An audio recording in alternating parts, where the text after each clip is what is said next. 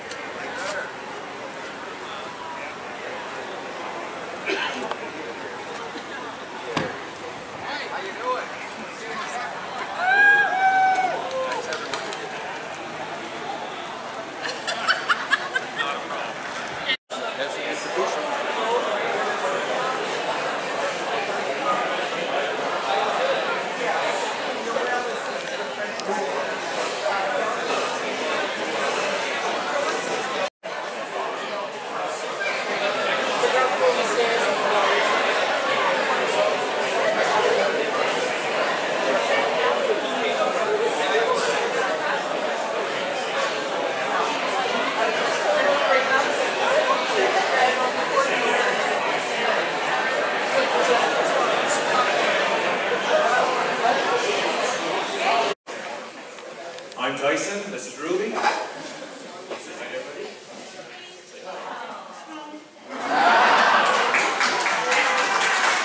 Ruby has a friend in the other room that I think everyone's here to see.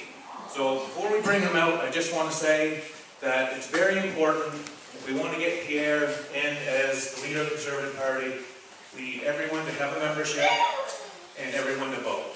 Okay? Even in the last leadership, only about 60% of eligible members voted. So we need to increase that. We need to make that a lot more. So thanks everybody for coming out. Just as a point of housekeeping before we get started, okay, we are in the fire hall. If there's an alarm, I'm just going to ask everybody to stay where you're at. Allow the firefighters to come in, go out, and then we'll resume what we're doing. Okay? So. At this point, if everybody wants to join me in a loud round of applause, we'll introduce Pierre Poilievre. Yeah!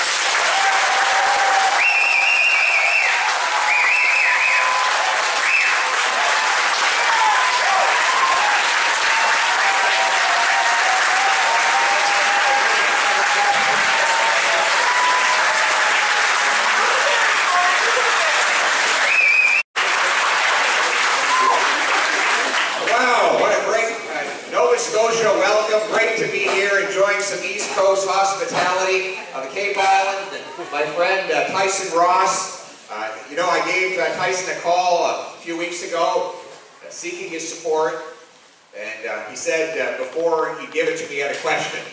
He said, "Do you believe in free speech?" And I said, "Of course." He said, "How would you like to give one?"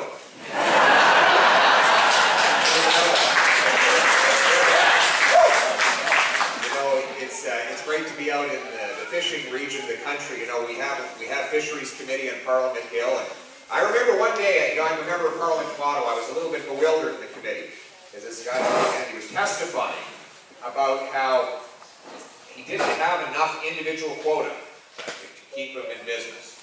And he said he needed to have the individual quota lifted, and he started to pound his fist, and he said, "It's time that you passed a law to raise my individual quota, because I can't make it in this business without that." But instead of saying individual quota, he used the acronym IQ.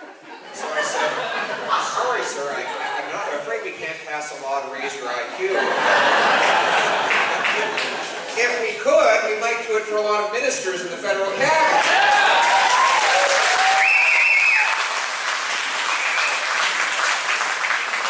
Just one last fishing story, and I know you've heard them all. So, but when I was a young, rambunctious member of Parliament, I was 25 years old, just been elected in Ottawa, and of course, thought I knew everything. Prime Minister Harper wanted to rein me in a little bit. He said I was talking too much, needed to listen a little bit more. So he asked the great Gail Shea, who's a member from PEI, to take me into her office and sit me down and have a quiet moment of prayer. And she said, she pointed up to the fish on her wall, and she said to me, "Pierre, you see that fish? If he kept his mouth shut, he'd still be alive." Anyway, you know, we've been having these incredible rallies in places right across the country, coast to coast to coast, and enjoying incredible support. And I meet people of all different walks of life. Some have been here for 300 days, some have family that have been here for 300 years. But they all came here for the same reason, right? To carve a little piece of paradise over that big frozen patch of land called Canada, to have freedom, to work hard and take control of their lives. In fact, when my great-grandfather went to Saskatchewan from France about 100 years ago, we had Wilfrid Laurier as the Prime Minister, and someone asked him, what's Canada's nationality? And if he had been a European leader, he would have responded by the local ethnicity. Scotland, Scottish, France, French, etc. We were already too mixed up here in Canada to use that definition. So instead, because we had the First Peoples, the French, English, Scots, even Asian peoples had already started to arrive. So instead, Canada is free, and freedom is its nationality. Isn't that the truth? Yeah.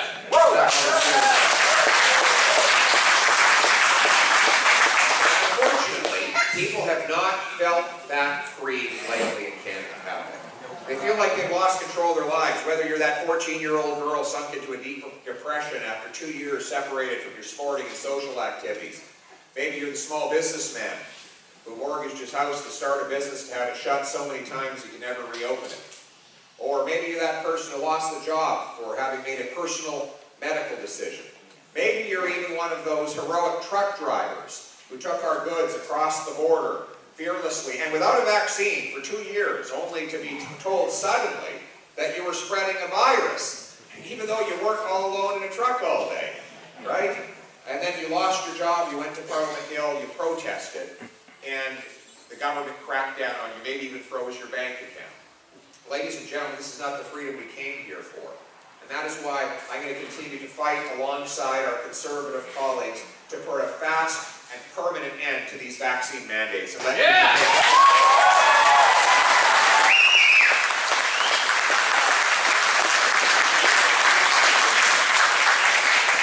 it's not just the medical freedoms that people have lost, it's our economic freedoms. You might be the single mom skipping meals so your kids don't have to because you're one of the 4 and 5 families that's had to cut back on the diet in order to pay the grocery bills.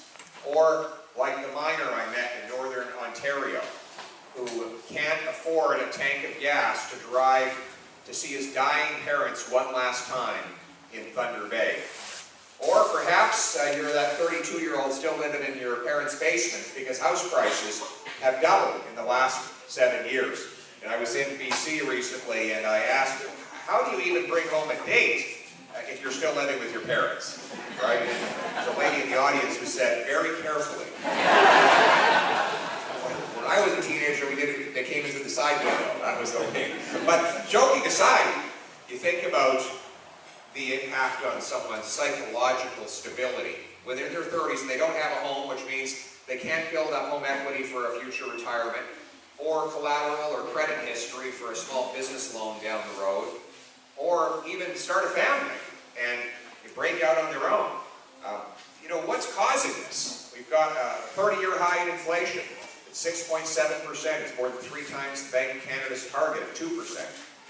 We've got house prices up 100%. We have the second biggest housing bubble on earth. What is causing this? Well, the truth is the cost of government is driving up the cost of living.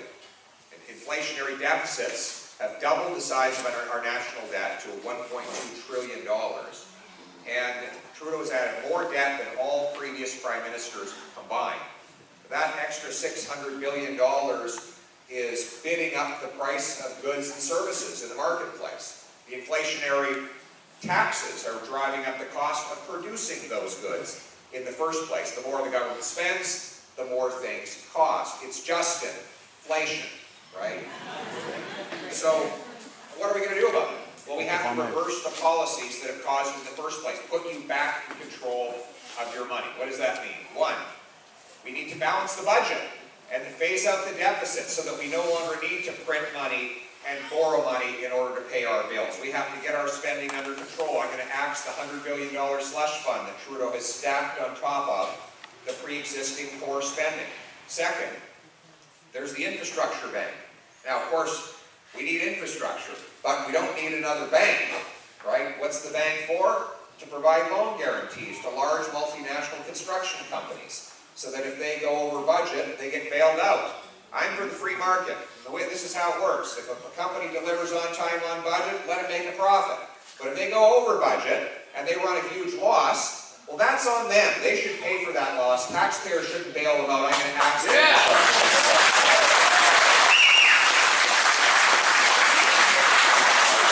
And we're going to save $1 billion by defunding the CBC.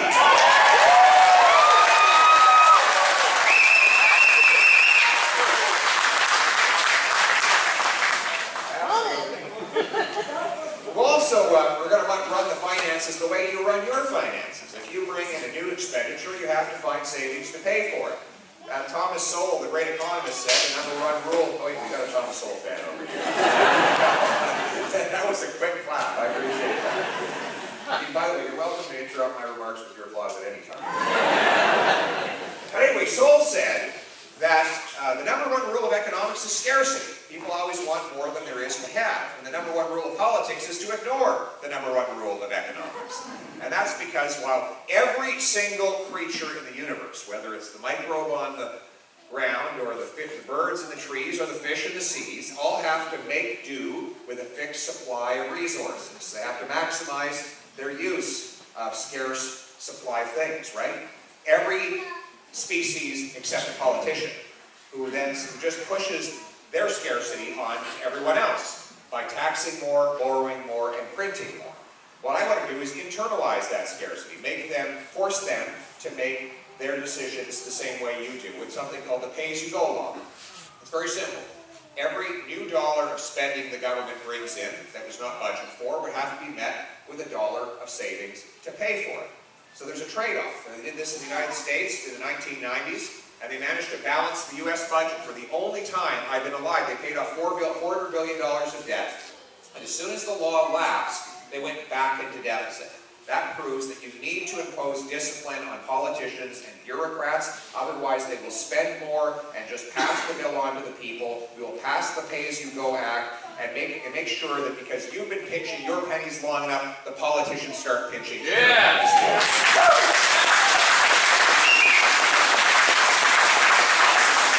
How about that price of gas out there, eh? Get the Vaseline! I was, what's that? Oh, yeah. Right, we'll come to that in a moment. But, I was talking to a guy today who says he's got a long drive to go and he's using diesel. He's spending $70 a day on diesel for his truck. That's impossible. And meanwhile, we have a carbon tax that is driving that price even higher. And this is an area of honest disagreement. Jean Charest brought in Quebec's carbon tax. He supports them. Patrick Brown endorsed carbon taxes as well. And of course, Justin Trudeau has a tax that he wants to triple. My position is the opposite. Taxing our people for using the essentials of life, that is driving distances in a big country or heating our homes in a cold country, is not a luxury, it is a necessity, and that is why I will axe the Liberal carbon tax.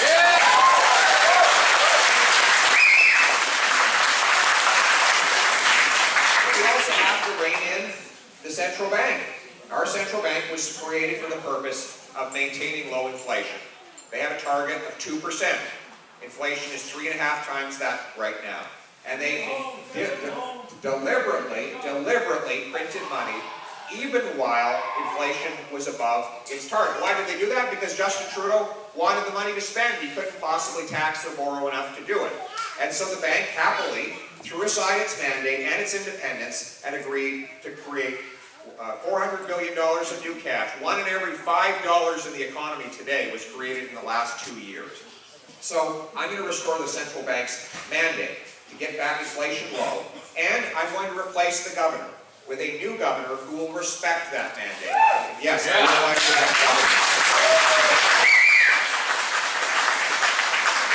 All the media in Ottawa are just beside themselves that I said that. But you know, the same media would have no problem with a waitress or welder being fired if they didn't do their job, right? That's how it works in the real world. Why don't we bring the real world to Ottawa, right? Yeah. You know, The bank has one job, keep inflation at 2%. It's 6.7%. He didn't do his job. So we're going to get somebody out in there who will do the job. And I'm going to give the Auditor General the power to audit the central bank to make sure we know all the transactions and when we know that the bank is respecting its mandate and your money so we can get inflation down. You can afford food, housing, cars, and other essentials to have an affordable life. The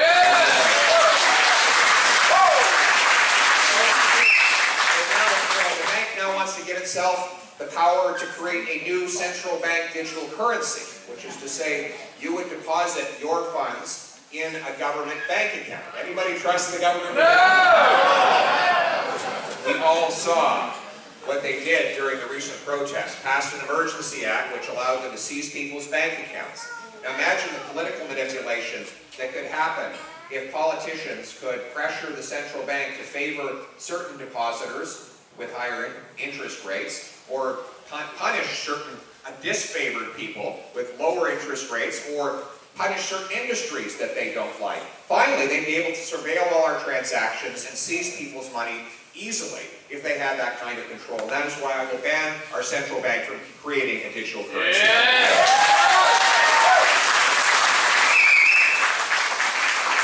Instead of creating more money, more cash, what we need to do is create more of what cash buys. Think of it this way. You have an economy with $10 and 10 apples. It's $1 an apple. If you double the number of dollars to 20 to keep the same number of apples, well, then it becomes $2 an apple. That's the inflation we've just described. What if instead of that we kept $10, but we doubled the number of apples we grew to 20? Well, all of a sudden it'd be 50 cents an apple. That's what we need to do, start producing more of the stuff money buys rather than just creating more money with which to buy it. So, what does that mean? Build more houses, catch more fish, produce more Canadian energy here in this country.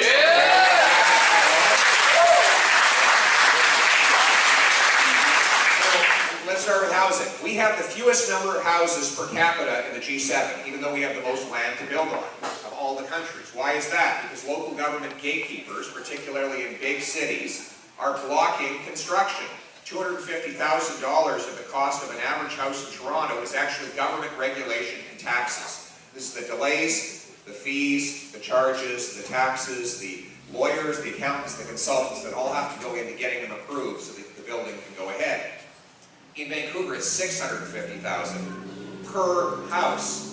That's just the cost of government, not building materials, land, or labor. So the municipal gatekeepers have to get out of the way. What do they want, those big city mayors? They always want money. Every time I meet them, they just ask for a bigger check. I'm going to tell them that they're not going to get what they want until the people get what they want, which is more housing. So here's what I'm talking about. The federal government has a budget for municipal infrastructure, and in big cities with overpriced real estate, I'm going to tie the amount of infrastructure money to the number of houses that actually get built. So there's an incentive to get the bureaucrats out of the way, get the houses built, and get our young people a place to live. And on top of that, we have 37,000 underutilized federal buildings. They were partially empty and underutilized before COVID, and now with remote work, there are many of them that are empty altogether. I'm going to sell off 15% of those buildings so that they can be turned into affordable housing and we can use the proceeds of sale to pay off some of our deficit.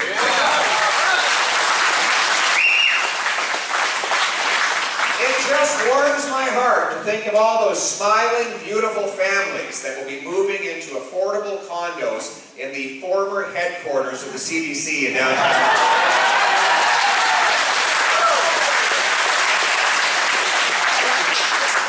In other words, print less money, build more homes. And it's not just homes, it's food as well.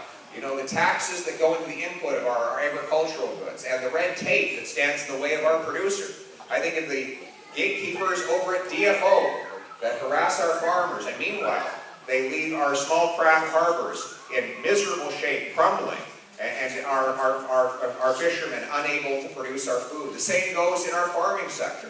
All the taxes, like the carbon tax, that go into the cost of fertilizer, of drying our foods, and of off-farm transport, all drive up the cost of food production. In my riding, we have a little tomato farm. They're a greenhouse. They're paying the carbon tax on the CO2 they're releasing into the greenhouse, even though it's absorbed by the plant life within the greenhouse. Meanwhile, Mexico, they don't pay that carbon tax, so it's cheaper to buy a Mexican tomato in Manotick, Ontario than a Manotick tomato in Manotick, Ontario. That Mexican tomato, it's nothing to do with the environment. They had to burn diesel to transport that tomato right across North America instead of doing what's environmentally friendly, which is to buy local produce. Let's bring down the cost of production for our farmers so that we can have more affordable food in this country.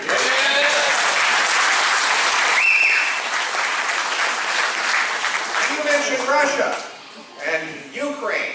Well, who's paying for all of Putin's war machine? Well, the Europeans are, the truth be told. Why? Because they can't get energy from us. They're getting all of their oil and gas from Putin, right? He threatens to turn the lights out, and they have to back down. He not only attacked Ukraine, he actually attacked Poland, but not with military. He just threatened to cut off the gas. Meanwhile, we have the energy here in Canada that we could be supplying to ourselves and the world, but we're not even self-sufficient. We're importing 130,000 barrels of oil every single day from overseas. Meanwhile, we have the third biggest supply on planet Earth right here. Why is that? C-69, the anti-energy bill, prevents us from developing our own resources and building pipelines, which will be enough to fully replace the 130,000 we're bringing in from overseas, and within 5 years, we will ban dictator oil from Canada altogether.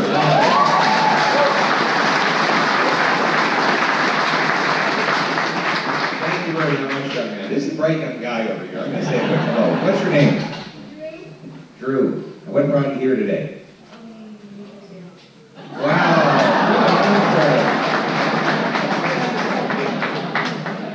Would you be willing to be my communications director? There we go. You can send him higher, everyone. But it's not just oil, it's natural gas. We've got 1,300 trillion cubic feet of natural gas right here in Canada. In fact, when Trudeau took office, there were 15 projects proposed to liquefy so that it could be shipped overseas. You have to turn it into liquid, to shrink it by 600 times so it fits on a ship. You know how you turn a gas into liquid? Cool it down. And what do we have lots of in Canada? Cold weather. That's right. It got so cold last winter that Justin Trudeau was even seen with his hands in his own pockets. You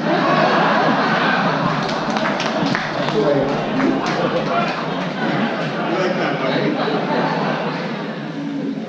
But seriously, the engineers tell me that it reduces the cost of gas liquefaction by 25% if you do it in a cold climate like Canada rather than a hot climate like down in the Gulf Coast. Also, we have a shipping advantage. The closest point North America to Europe is Newfoundland.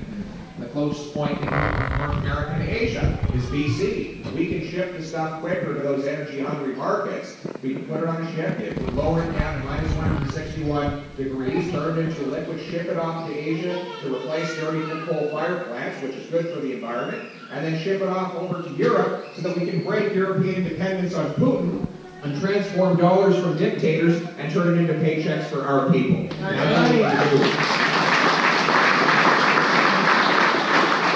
It's about getting the gatekeepers out of the way so that we can do these things. And it's not just the gatekeepers who have been in charge of energy, but it's the fact that we're serving foreign interests by buying all of this oil from abroad. We're putting money in foreign coffers. It's time that this country work for its own people and not for foreign interests or for institutions that have policy agendas that we do not agree with and that we have not voted for. And that is why I've made it clear that my ministers, my government, will be banned from participating in the World Economic Forum.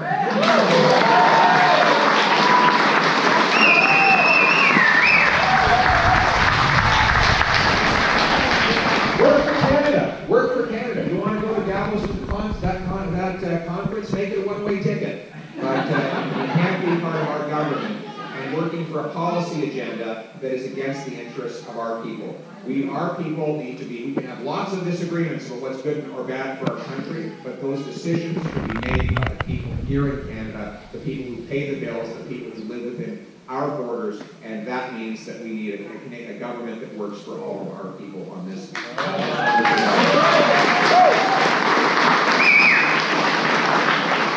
The gatekeepers want to control what we see and say, right? Trudeau's got this new bill, C-11, which would give the CRTC the power to regulate what you see and say on the internet. Now, Frankly, he says he's doing this to promote Canadian values and Canadian content, as if he knows what Canadian content is better than you do. Why is it that a group of bureaucrats in Ottawa get to decide what Canadian is? And how are they even going to do it? Through secretly manipulating the algorithms that run the internet. As Twitter actually did a filing to the federal government and said, if you bring in these rules, you will be among only 3 other countries that have any restrictions like that. And they are North Korea, Iran, and Communist China. We know Trudeau said he admires the basic Chinese communist dictatorship. But there's no other country in the free world that has this kind of government control over the internet. We would be alone. And furthermore, we know that it would just be powerful interests that would determine what ends up getting promoted on the internet, most of them being people with lobbyists in the big broadcasting companies and in the traditional media. Ladies and gentlemen, I believe in freedom. I believe that there are 37 million regulators of our internet. They're called citizens. They decide with their click what they see and say. Anything that is criminal in nature is already against the law and can be prosecuted in the court. Beyond that, it should be up to people to decide what they read, what they believe, and what they say. I will restore freedom of expression and Acts C11 and all the others. Yes.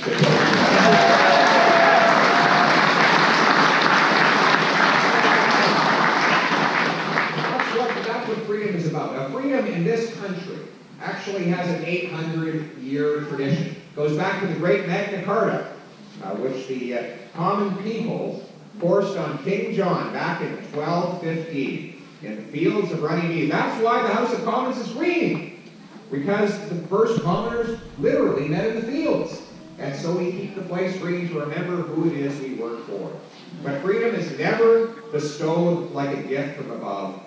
It is always insisted upon by the people from the bottom up. And that is why you all have to be active to make this happen. You need to buy a membership if you want to be eligible to vote in this leadership race. It is the duty of every generation to pass freedom on to the next generation. As Edmund Burke said, it is a contract between the dead, the living, and the yet to be born. Our duty is to pass this great inheritance on to our kids and our grandkids, to rise up now and insist upon our rights and on our freedoms. And that is what I am asking for you. In the words of the great John Diefenbaker, when he signed our Bill of Rights, he said, I am a Canadian, a free Canadian, free to speak without fear, free to stand for what I think right, free to oppose what I believe wrong, free to worship God in my own way, free to choose those who shall govern my country. It is this heritage of freedom that I pledge to uphold for myself and for all of mankind. Thank you very much to all of you. Thank you.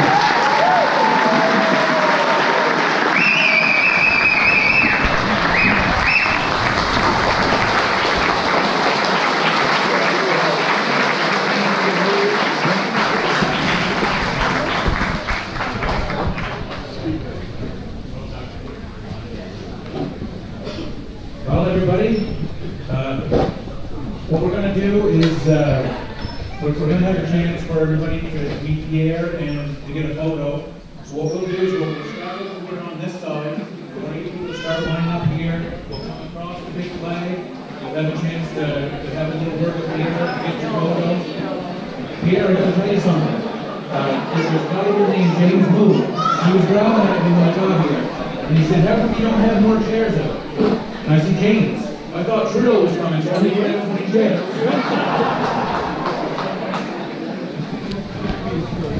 And we'll just take a quick second, too, to give a shout out to our local MLA that's here, Norman Young. And also to the board of the municipality of Barrington, Eddie is here, and Councillor Jody Crook, and also the now retired but long-time mayor of the town of Clark's Harbour, Lee Stoddard, is here. So thank you for these guys for coming out.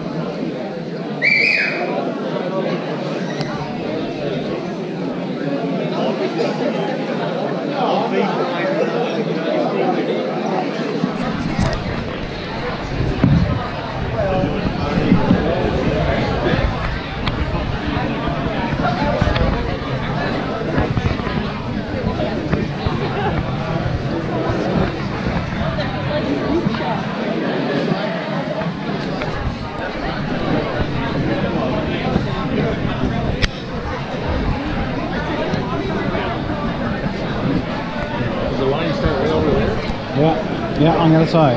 All on one side? Yeah.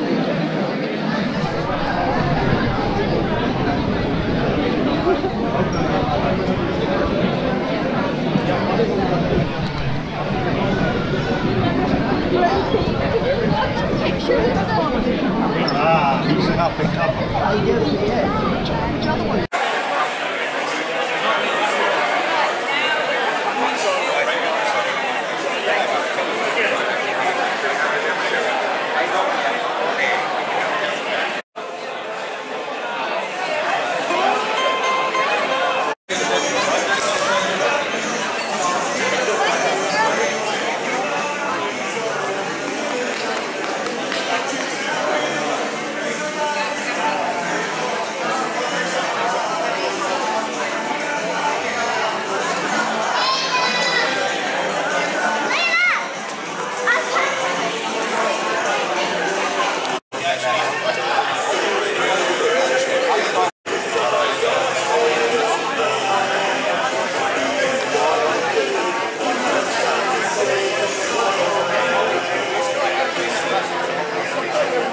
He started to put my name, he said, oh shit, I've already started your name. I said, oh, Kyle.